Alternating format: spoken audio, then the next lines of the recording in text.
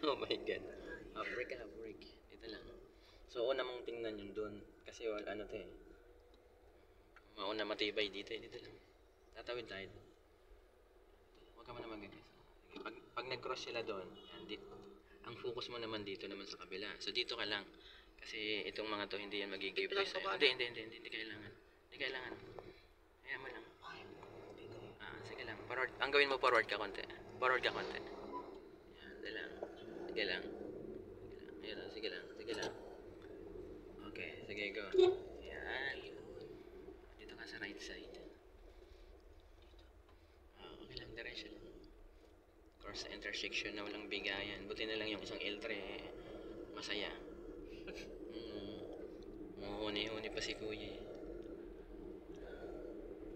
Be your her.